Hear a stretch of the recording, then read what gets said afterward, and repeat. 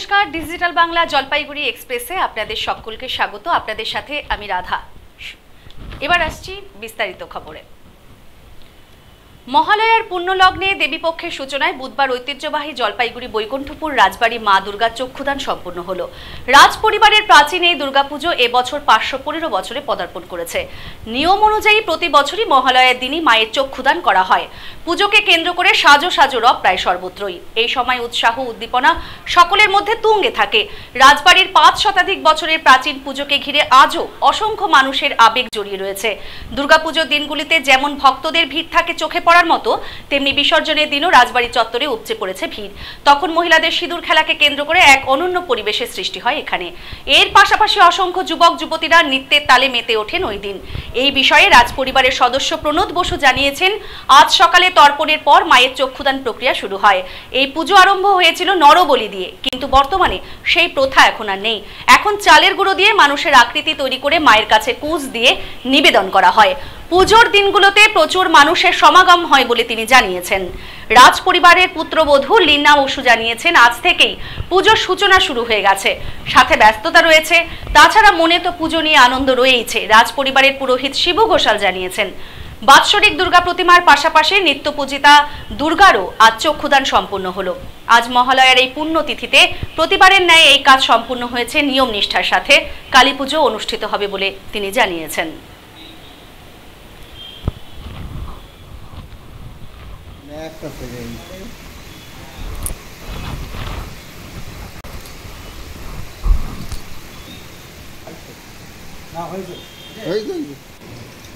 দাঁড়াও।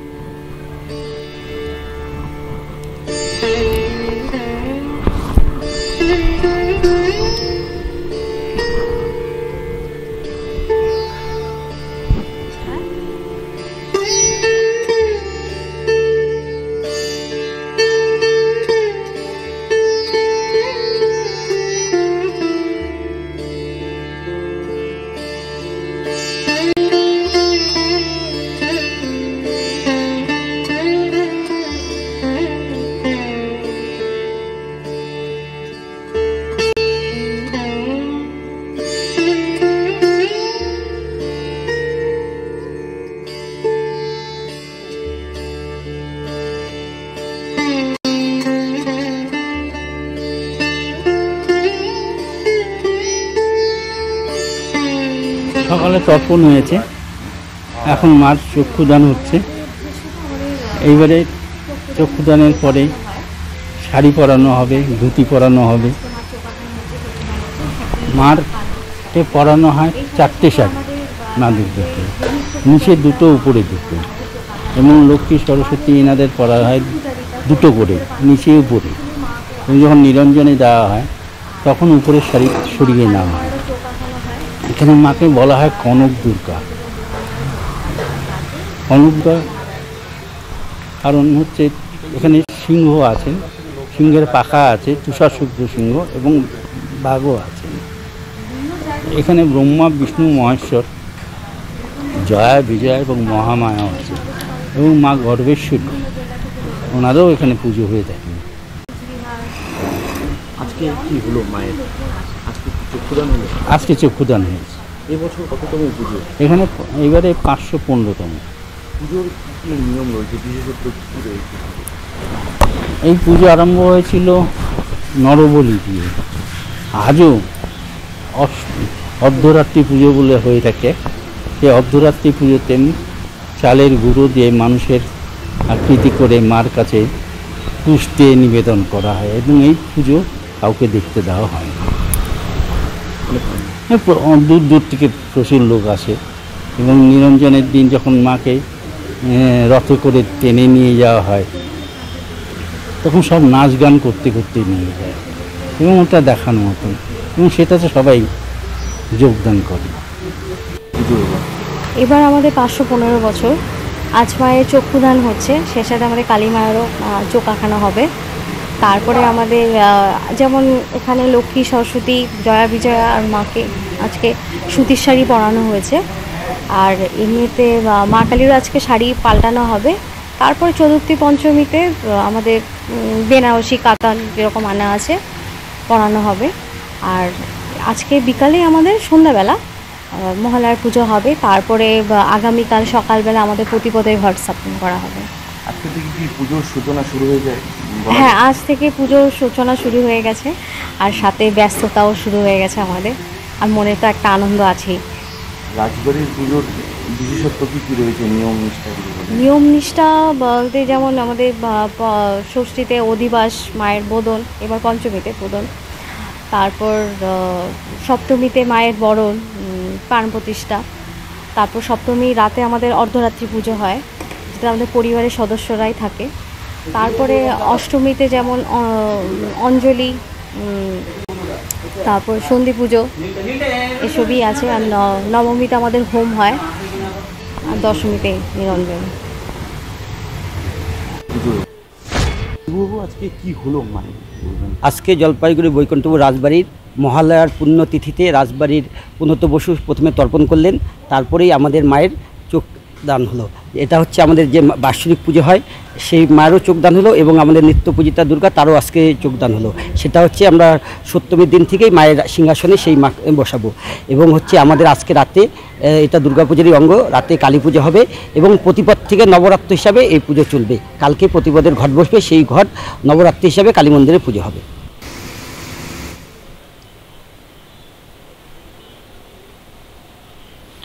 আজ মহালয়া, পিতৃপক্ষের অবসান, দেবীপক্ষের সূচনা। মহালয়ার ভোরে পিতৃপুরুষের উদ্দেশ্যে শ্রদ্ধা জানাতে, পিতৃতর্পণ করতে জলপাইগুড়ির বিভিন্ন নদীর ঘাটে মানুষের ভিড়।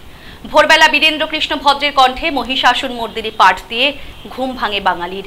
মহালয়ার পূর্ণতিথিতে অনেকেই আবার এদিন ভোরে পিতৃপুরুষের উদ্দেশ্যে তর্পণ করেন। মহালয়ার দিন ভোরে জলপাইগুড়ি জেলার তিস্তা, জলঢাকা, গিলান্ডি সহ একাধিক নদীতে চলে পিতৃতর্পণ। ধূপগুড়ির গিলান্ডি নদীর ঘাটে পিতৃতর্পণ করতে মানুষের ভিড়।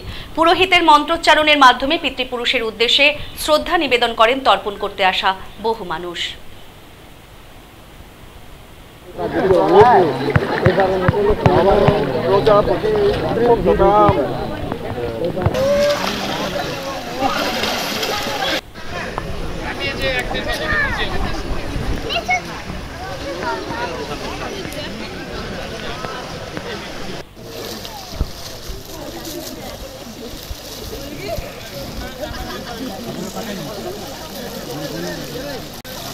কখন এসেছিল? আমরা সকাল ভোর থেকে।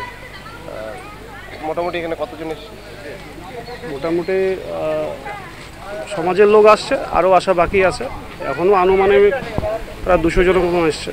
আজকে মাতৃপক্ষের সূচনা হলো, আপনারা কি করলেন? এটা আমাদের সনাতনী হিন্দু ধর্মে আমাদের পূর্বপুরুষদের স্মরণ করা, মাতা পিতাদের স্মরণ করা, তাদের প্রতি আমাদের জল, তিল, সমস্ত কিছু হিন্দু মতে, সনাতনী মতে অর্পণ করা। এটাই আমাদের মানে পরম্পরা অনুসারে চলে আসছে। এটাই আমাদের একটা ধর্ম, একটা কর্তব্য আর কি। আপনি একাই এসেছেন? না না, আমরা সকলেই এসেছি সমাজ থেকে। আমরা প্রত্যেক বছরই এখানে করি। হ্যাঁ, তো এইবার দেখা যাচ্ছে লোকের মধ্যে একটু উৎসাহ আছে, উদ্দীপনা আছে, নিজ ধর্মের প্রতি নিষ্ঠা আছে। আপনার নাম? আমার নাম মন্টু রায়। কখন এসেছিল? আমি ভোরবেলা এসেছি এখানে। কি করলেন এখানে? আমি বাবার উদ্দেশ্যে পিতৃতর্পণ করলাম। প্রতিবার আসেন? আমি এবার এখানে 2 বছর হয়েছে, এর আগে এবার 3 বছর। একবার জল ঢাকা গিয়েছি, এবার 2 বছর হলো এখানে, টোটাল 3 বছর। কোন নদী? এটা গিলান্ডি নদী। বলছি কত লোক হয়েছে মোটামুটি এখানে? মোটামুটি কত, প্রায় 100 হবে। প্রতিবারই করে? হ্যাঁ, প্রতিবারই করে। এবার 3 বছর হলো এবার আমার। আপনার নাম? প্রদীপ কুমার দত্ত, মধ্যপাড়া, ধূপগুড়ি। আমি ভোরবেলা এসেছি এখানে।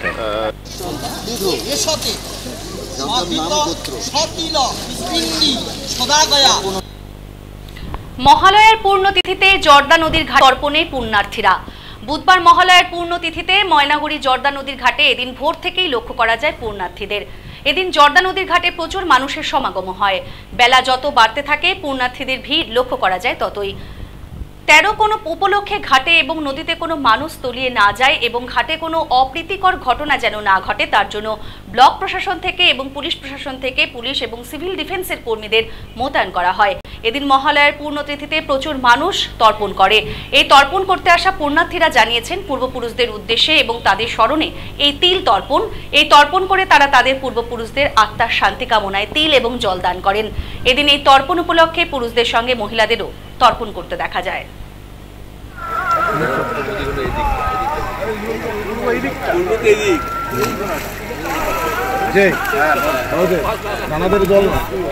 আজকে কি উপলক্ষে এই তর্পণ?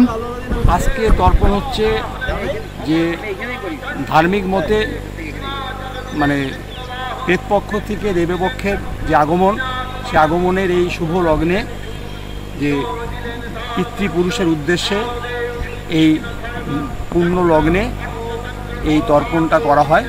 এই তর্পণটা হলো তাদের আত্মার মুক্তি শান্তি কামনায় জল দেওয়ার জন্য এই তর্পণটা করা হয়।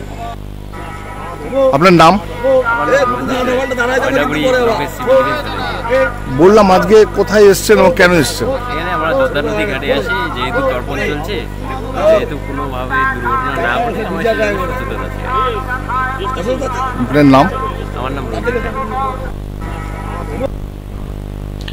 মহালয়ার ভোর যখন সকলে রেডিও বা টিভিতে দুর্গতি নাশিনী দেখতে ব্যস্ত, সেই সময় রাজ্যের বিভিন্ন জেলা এবং শহরে দাবি উঠেছে অভয়া তিলোত্তমার বিচারের দাবিতে। রাত ও ভোর থেকে সময়ে বিভিন্ন কর্মসূচি পালিত হচ্ছে। নাচ গান আবৃত্তির মাধ্যমে প্রতিবাদের সুর গর্জে উঠছে। বুধবার সকালে ধূপগুড়ি শহরের ফালাকাটা বাস স্ট্যান্ড সংলগ্ন এলাকায় ধূপগুড়ি প্রতিবাদী নাগরিক সমাজের পক্ষ থেকে রণরঙ্গিনী জাগো মহালয়ার ভোরে কর্মসূচি পালন করা হয়। এদিনের কর্মসূচি থেকে আরজি করের ঘটনার বিচারের দাবি আরও একবার জোরদার করে গর্জে ওঠেন সংগঠনের সদস্যরা।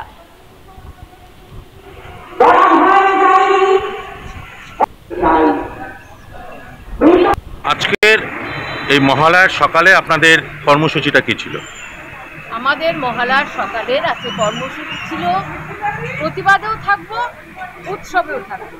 প্রতিবাদও জারি থাকবে, উৎসবও জারি থাকবে, এই আহ্বান জানিয়ে ধূপগুড়িবাসীকে সেই আহ্বানে সাড়া দিতে আজকে আমাদের।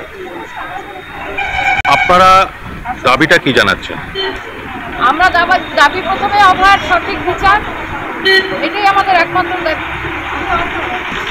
বললাম উৎসবেও থাকবো, প্রতিবাদেও থাকবো, এবং উৎসবটাও এমন, এটাও আমাদের এবার ভাববার বিষয় যে দুর্গা অন্তর্যামী, তিনিও হয়তো জানতেন এবারও আমাকে রাত জাগতে হবে, ভোর জাগতে হবে। মর্তলোকের দুর্গাদের সাথে আমাদের মৃন্ময়ী মা চিন্ময়ীতে যে আবাহন হবে, তিনিও আমাদের সাথে রাত জাগবেন, ভোর জাগবেন। যার জন্যই হয়তো এবারকার আমাদের মহালয়ার আপনারা দেখবেন দুর্গাপুজো নিমন্ত্রণ ঠিক সেভাবেই সমস্ত তিথিগুলোই রাত জেগে ভোরবেলা, মানে আমাদের কর্মসূচির মতোই হয়তো মা আমাদের সাড়া দিচ্ছেন, তার প্রমাণ আমরা এটাতে পাচ্ছি। মহালয়ের ভোরে লোকালয়ে হাতির দল, হাতি দেখতে ভিড় উৎসুক মানুষের। রীতিমতো মোবাইল ডিএসএলআর এ চলল ছবি তোলার পালা। বনকর্মীদের নজরদারি সকাল থেকেই। ঘটনাটি ঘটেছে ডুয়ার্সের বানারহাট ব্লকের কার্তিক ওরাও হিন্দি কলেজ লাগোয়া এয়ারফিল্ড এলাকায়। জানা যায় বুধবার সকালে রেতির জঙ্গল থেকে একটি 25 থেকে 30টি হাতির একটি দল ওই এলাকায় পেরিয়ে মরাঘাট জঙ্গলের দিকে যাওয়ার পথে ভোরের আলো ফোটায় প্রায় 11টি হাতি দাঁড়িয়ে যায়। ভোরের আলো ফোটায় হাতির দলটি ওই এয়ারফিল্ডে খবর লেখা পর্যন্ত বেলা 12টাতেও দাঁড়িয়ে থাকতে দেখা যায়। ঘটনার খবর পেয়ে ঘটনাস্থলে পৌঁছায় বিন্নাগুড়ি ওয়াইল্ড লাইফ স্কোয়াডের বনকর্মীরা। বনকর্মীদের তরফে জানানো হয়েছে সন্ধে পর্যন্ত নজর রাখা হবে এবং সন্ধ্যের পর হাতিগুলোকে জঙ্গলে কৃত্রিম উপায়ে পাঠানোর চেষ্টা চলবে।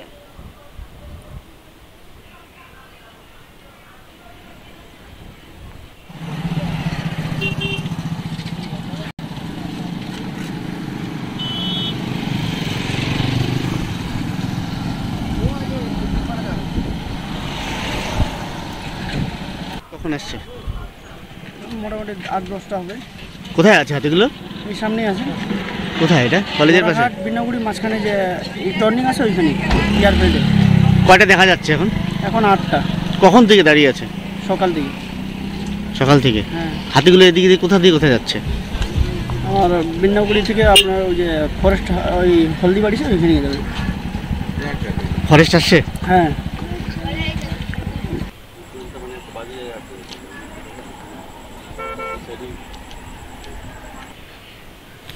ঢাকের তালে উঠল আরজি করের প্রতিবাদ। হাতে হাতে আরজি করের তরুণী চিকিৎসকের মৃত্যুর প্রতিবাদের প্ল্যাকার্ডের পাশাপাশি 150টি ঢাকের আওয়াজের প্রতিবাদে মুখরিত হলো শহর ধূপগুড়ি। প্রতি বছরের মতো এবছর ধূপগুড়ির একটি স্বেচ্ছাসেবী সংস্থা আবল তাবলের তরফে ঢাকিদের পুজোর নতুন বস্ত্র তুলে দেওয়া হয়। এবছর বস্ত্র তুলে দেওয়া হলেও মূল প্রতিবাদ ছিল আরজি করের ঘটে যাওয়া ঘটনা।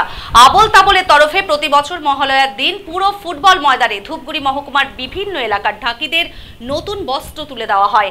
এবারও এদিন 150 জন ঢাকির হাতে বস্ত্র তুলে দেওয়া হলো। এদিন পুরো ফুটবল ময়দান থেকে ঢাকিদের নিয়ে একটি শোভাযাত্রা শুরু হয়, শহরের বিভিন্ন পথ পরিক্রমা করে। ঢাকিদের হাতে এবং সংগঠনের সদস্যরা প্ল্যাকার্ডের মাধ্যমে আরজি করের ঘটনার প্রতিবাদ জানিয়েছে। প্ল্যাকার্ডে লেখা দেখা যায়, ঢাকের তালে উঠল স্বর, বিচার চাই আরজি কর। আনন্দের উৎসবে নয়, আর্তের পাশে আমরা এই বার্তা নিয়ে এবার বস্ত্র দেওয়ার কর্মসূচি শুরু করলো আবল তাবল সংস্থা। এদিনের এই অনুষ্ঠানে কোনো রাজনৈতিক বা প্রশাসনিক ব্যক্তিদের আমন্ত্রণ না জানিয়ে যারা মানুষের সেবায় নিয়োজিত চিকিৎসকের আমন্ত্রণ জানানো হয়েছিল, তাদের হাত দিয়ে ঢাকিদের বস্ত্র তুলে দেওয়া হয়। ঢাকিরা পরপর 3 বছর ধরে আবল তাবলের তরফে পুজোর উপহার পেয়ে ভীষণ খুশি। অনুষ্ঠানে উপস্থিত চিকিৎসক সপ্তর্ষি মণ্ডল জানিয়েছেন, চিকিৎসক নয়, সাধারণ মানুষ হিসাবে এমন একটা অনুষ্ঠানে উপস্থিত থাকতে পেরে ভীষণ ভালো লাগছে তার।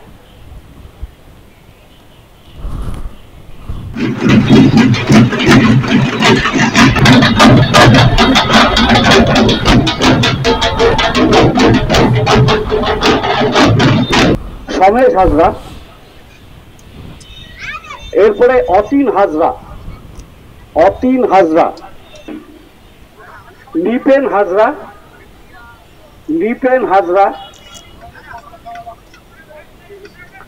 সুপেন হাজরা।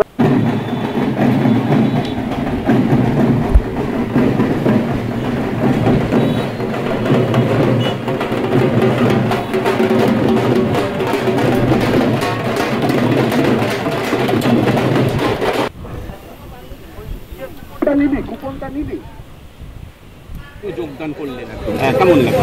খুবই ভালো, মানে এরকম একটা ইনিশিয়েটিভ অনেক বছর ধরে আবল তাবল করছে। আবল তাবলকে পার্সোনালি ধূপগুড়ির জন্য যা যা কিছু করা হয়, দুঃস্থ লোকদের জন্য বা সবার জন্যই অনন্য একটা ইনিশিয়েটিভ। আর প্রত্যেক বছর এটা নতুন কিছু নয়, প্রত্যেক বছর এটা করা হয়। স্পেশালি এবছর আবল তাবল যেটা যেই থিম নিয়ে করেছে, আরজি কর কাণ্ডের যে বিচার চাওয়ার যে থিম নিয়ে করেছে, তাতে জিনিসটার হয়তো মাহাত্ম আরও বেশি করে বেড়ে গেছে। এটাই খুব ভালো লাগলো। আপনি এখন চিকিৎসক, আজকে আমি শুধুমাত্র চিকিৎসক হিসেবে নয়, সেই চিকিৎসক হিসাবে, সেই সঙ্গে একটা সাধারণ একজন মানুষ হিসেবে, ধূপগুড়ির বাসিন্দা হিসেবেও, আর একজন বিচারপ্রার্থী হিসেবেও আমি যোগ দিই। আপনার নাম? আমি ডক্টর সপ্তর্ষি মণ্ডল। এবং বিষয়টা কীভাবে দেখছেন আপনারা? খুবই ভালো লাগছে এবং প্রত্যেক বছর আমরা এইখানে পায়া থেকে উপহারটা আবল তাবলের পক্ষ থেকে সবাইকে আমাদের ব্যবস্থা নেওয়া হয়, উপহার দেওয়া হয় এবং সাথে কিছু মূল্য ধরায় দেওয়া হয় এবং দুপুরবেলা কিছু খাওয়ার ব্যবস্থাও করা আছে। আমাদের সবার পক্ষে খুবই ভালো লাগে। কত বছর থেকে পাচ্ছেন এটা?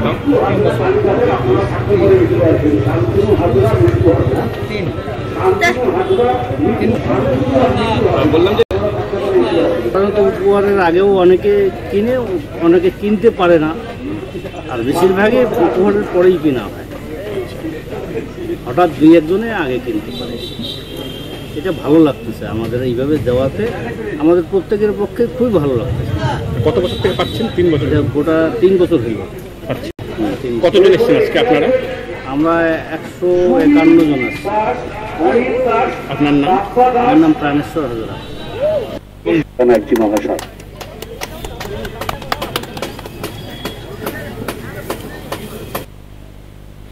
গান্ধী জয়ন্তী উপলক্ষে স্বচ্ছ ভারত অভিযান কর্মসূচিতে অংশ নিল সশস্ত্র সীমা বলের জওয়ানেরা।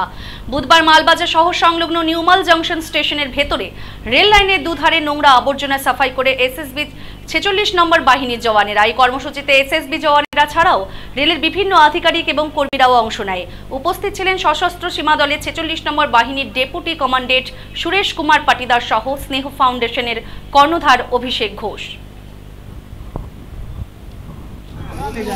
उधर आगे लगा के देखना है।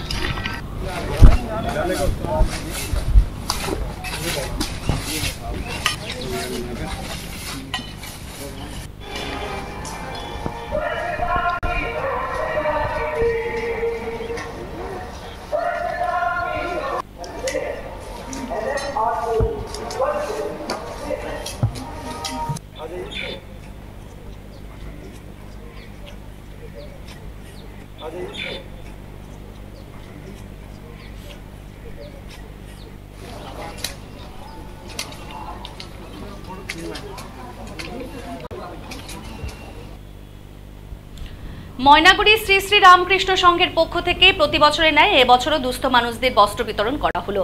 এদিন ময়নাগুড়ি দাড়িভিজা সংলগ্ন এলাকায় এই বস্ত্র বিতরণ কর্মসূচি অনুষ্ঠিত হয়।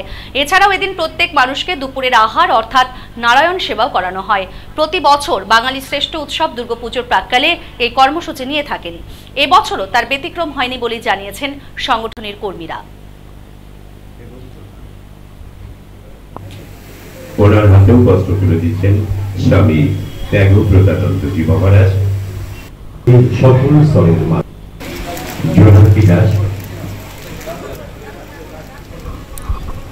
জোনাকি দাসের হাতে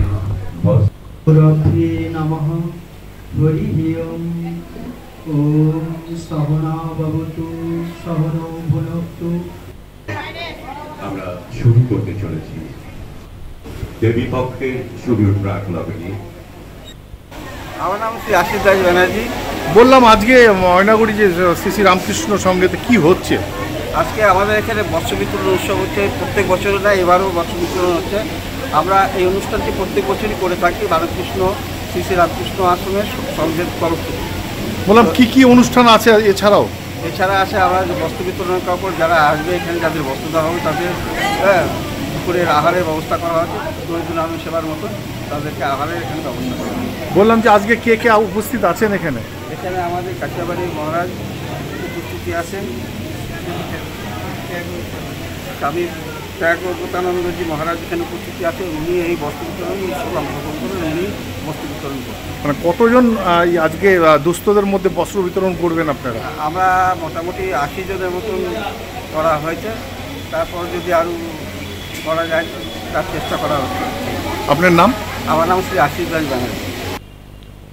এখনকার মতো এই পর্যন্তই। জলপাইগুড়ি জেলার সমস্ত খবর দেখতে চোখ রাখুন ডিজিটাল বাংলার পর্দায় প্রতিদিন সন্ধ্যে 7টায়। ডিজিটাল বাংলা, আগে ভাগে সবার আগে।